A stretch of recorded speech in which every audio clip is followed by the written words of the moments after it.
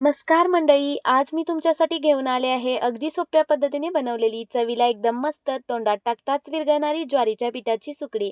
आता सणासुदीचे दिवस सुरू झाले आहेत, त्यामुळे घरच्या घरी काहीतरी गोड बनवायचं असेल तर ही रेसिपी नक्की करून बघा. सगळ्यात खास गोष्ट म्हणजे यामध्ये मैदा साखर अजिबात नाही.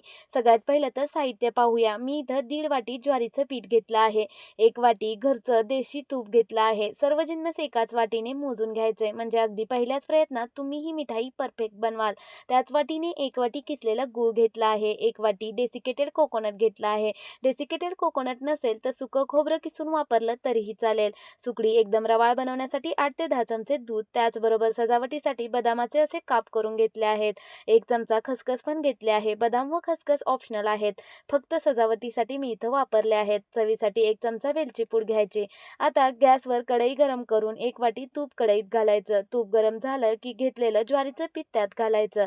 इथे एक गोष्ट लक्षात ठेवा, ज्वारीचं पीठ मंद आचेवर भाजायचं. पीठ कच्चं राहता कामा नये आणि जास्त आचेवर भाजून ते करपणार नाही याची काळजी घ्यायची. पूर्ण मंद आचेवर आपल्याला हे पीठ भाजून घ्यायचं आहे. पिठाचा छान सुगंध यायला लागला आणि रंगामध्ये थोडासा बदल झाला की समजायचं आपलं पीठ व्यवस्थित भाजलं आहे. आता यात डेसिकेटेड कोकोनट घालायचं. हे सगळं मिश्रण एकजीव करून घ्यायचं. सणासुदीला आपण वेगवेगळे गोड पदार्थ बनवतोच, पण आपल्या नेहमीच्या मिठाईपेक्षा थोडा वेगळा आणि घरच्या साहित्याने बनलेला पदार्थ केला तर त्याची मज्जाच वेगळी असते. डेसिकेटेड कोकोनट घातल्यानंतर हे मिश्रण जास्त वेळ भाजायची गरज नाही. फक्त चांगलं एकजीव करून घ्यायचं व गोडीसाठी गूळ घालायचा. त्याचबरोबर वेलची पूड घालायची. गूळ घातल्यानंतर मिश्रण सतत हलवत राहायचं, म्हणजे सगळं व्यवस्थित एकजीव होईल. गॅसची फ्लेम मध्यम ठेवून मिश्रण एकत्र येईपर्यंत परतत राहायचं.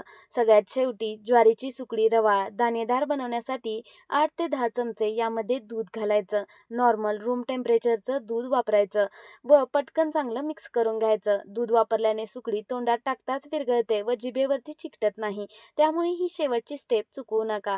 आता पटकन मिश्रण गरम आहे तोपर्यंत एखाद्या बटर पेपर लावलेल्या भांड्यात काढून घ्यायचं. बटर पेपर नसेल तर भांड्याला तूप लावलं तरीही चालेल. लगेचच एकसारखं पसरवून घ्यायचं. ज्वारीमध्ये मोठ्या प्रमाणात फायबर व महत्त्वाची पोषक तत्व असतात आणि गूळ व तूप ऊर्जा देण्याचं काम करतात. त्यामुळे रोजच्या गोड क्रेविंगसाठी पण हा खूप छान ऑप्शन आहे. ही मिठाई बनवायला सोपी तर आहेच, पण तेवढीच चविष्ट आणि पौष्टिक आहे. सगळ्यात शेवटी सजावटीसाठी खसखस व बदामाचे काप वरून पसरवायचे व वरून थोडे उलटण्याने दाबून घ्यायचे, म्हणजे चांगले सेट होतील. मी इथं थोडं हाताने नंतर प्रेस करून घेतले आहेत. तुम्ही पाहू शकता दिसायलाही किती सुंदर दिसत आहे. 2 तासांसाठी सुकडी सेट करून घ्यायची. सुकडी सेट झाली की आपल्या आवडीच्या आकारामध्ये त्याच्या वड्या कापून घ्यायच्या. तर अशी ही आपल्या घरच्या घरी बनवलेली चवीला मस्त आणि सणासुदीसाठी अगदी योग्य अशी ज्वारीच्या पिठाची सुकडी तयार आहे. मैदा नाही, साखर नाही आणि ज्वारीसारख्या पारंपरिक धान्याचा वापर करून केलेली ही मिठाई तुम्ही नक्की करून बघा. अशा सोप्या घरगुती रेसिपीसाठी चॅनल सबस्क्राईब करायला विसरू नका.